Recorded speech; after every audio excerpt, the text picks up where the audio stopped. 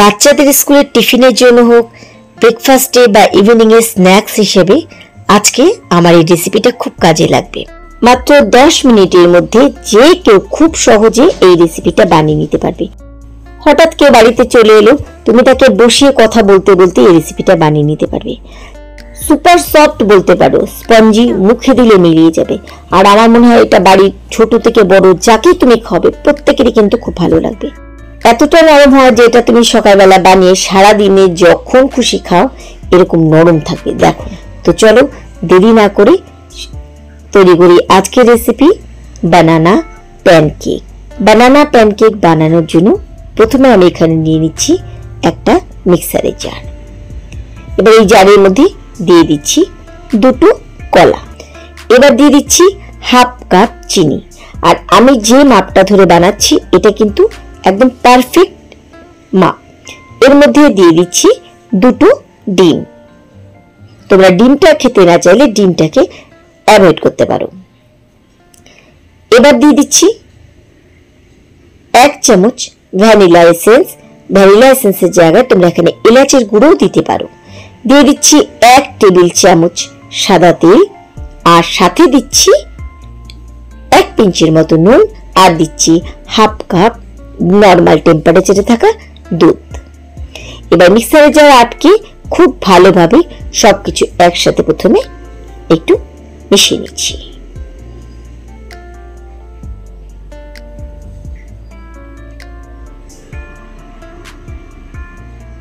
খুব ভালোভাবে আমি এখানে সবকিছু মিশিয়ে নিয়েছি। এবার একটা বোলের মধ্যে নিয়ে নিচ্ছি এখানে 1 কাপ আর 1/3 কাপ ময়দা, মানে সোয়া কাপের মতো আমি এখানে ময়দা দিচ্ছি। সাথে দিচ্ছি 1 চামচ বেকিং পাউডার। বেকিং পাউডার না থাকলে তোমরা এখানে বেকিং সোডা দিয়েও কাজ চালিয়ে নিতে পারো। প্রথমে শুকনো ইনগ্রেডিয়েন্টস গুলোকে আগে ভালোভাবে মিশিয়ে নিচ্ছি। যে মাপ ধরে আমি বানাচ্ছি তোমরা বাড়িতে একদিন এই মাপ ধরে বানিয়ে দেখো, এর বেশি কিন্তু আর 1 ফোঁটা কোনো কিছু লাগবে না। এবার যে ব্যাটারটা আমরা বানালাম সেই ব্যাটারটা পুরোটাই আমি এই ময়দার মধ্যে ঢেলে দিচ্ছি। এবার একটা হ্যান্ড হুইস্কার দিয়ে হোক বা ফর্ক দিয়ে হোক, যেটা দিয়ে তোমাদের সুবিধা হবে, ভালোভাবে একটুখানি মিশিয়ে নিতে হবে। না এই ব্যাটার অনেকক্ষণ ধরে ফেটতে হবে, না এটাকে রেস্টে রাখতে হবে, খুব সহজ হয়ে যাবে। খালি ততক্ষণ আমাদেরকে মেশাতে হবে যতক্ষণ এটা একদম স্মুথ ব্যাটার না তৈরি হয়ে যাচ্ছে, এর মধ্যে যতক্ষণ কোনো লাম্পস না থাকছে, ঠিক ততক্ষণই কিন্তু এই ব্যাটার আমাদের মেশাতে হবে। তো ব্যাটার কিন্তু আমার এখানে খুব ভালোভাবে মেশানো হয়ে গেছে। আর এরকম কনসিস্টেন্সি লাগবে আমাদের এই ব্যাটারের জন্য। প্যানকেক গুলো ভেজে নেওয়ার জন্য আমি গ্যাস ওভেনে একটা ফ্রাই প্যান বসিয়ে নিয়েছি, আর এর মধ্যে দিয়ে দিচ্ছি কয়েক ফোঁটা সাদা তেল। ব্যাস এই তেলটুকু দিয়ে যতগুলো প্যানকেক বানাবে সম্পূর্ণ কিন্তু তৈরি হয়ে যাবে। এর থেকে বেশি আর 1 ফোঁটাও তেল লাগবে না। প্রথমে ভালোভাবে প্যানের সব জায়গাতে তেল একটু ব্রাশ করে নিচ্ছি।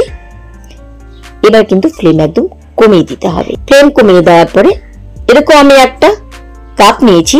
তোমরা চাইলে এখানে বড় হাতা, ডাবু হাতা যেমন সাইজে বানাবে ঠিক সেরকম হাতা নিয়ে নিতে পারো, বা বড় চামচ হলে নিতে পারো। এবার মাঝ বরাবর আমি এভাবে এখানে হাফ কাপ ব্যাটার দিয়ে দিচ্ছি।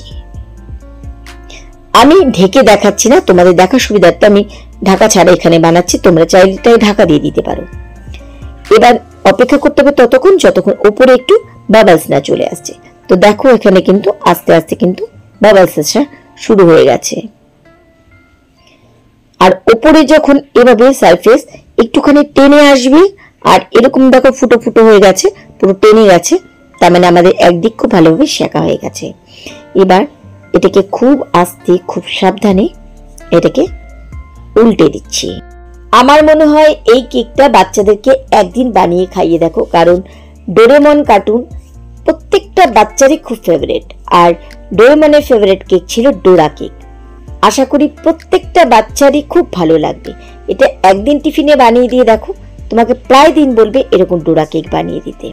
একটা আমার তৈরি হয়ে গেল। ঠিক একইভাবে আমি আর একটা বানিয়ে নিচ্ছি। আর কিন্তু কোনো রকমের তেল ব্রাশ করিনি। আবার ঠিক মাঝ বরাবর এরকম আমি হাফ কাপ ঢেলে দিচ্ছি। তোমরা এটা এর থেকে বড় বা এর থেকে ছোট বানাতে পারো।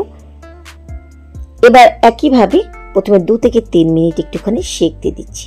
আস্তে আস্তে যখন উপরে বাবলস আসা শুরু হয়ে যাবে আর ওপরটা একটু সারফেস টেনে আসবে। এই যে টেনে গেছে, দেখো আস্তে আস্তে বাবলস কিন্তু বেড়ে যাচ্ছে। ওপরটা যত শুকোতে থাকবে বাবলস কিন্তু বাড়তে থাকবে।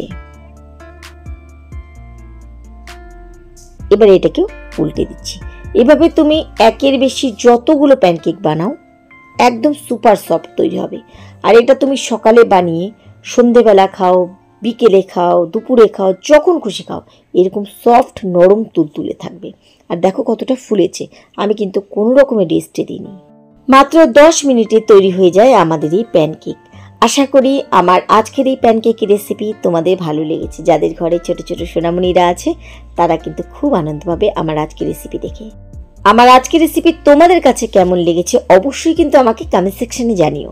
রেসিপি ভালো লাগলে বরাবরের মতো রেসিপিতে লাইক করতে ভুলো না, আর ফ্যামিলি ফ্রেন্ডসদের সাথে শেয়ার করে সবাইকে রেসিপি ভিডিওগুলো দেখার সুযোগ করে দিই। তৈরি হয়ে গেল আমার প্যানকেক। তুমি এটা সারাদিনে যখন খুশি খেতে পারো। এর মধ্যে অল্প একটু হানি বা বাটার বা ইচ্ছে মতন ফ্রেশ ক্রিম দিয়ে এই প্যানকেক সার্ভ করতে পারো।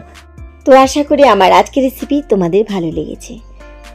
আজকের মতো এটুকুই, দেখা হবে আবার অন্য কোনো রেসিপির সাথে অন্য কোনো দিন। সেই পর্যন্ত stay healthy, stay happy, by.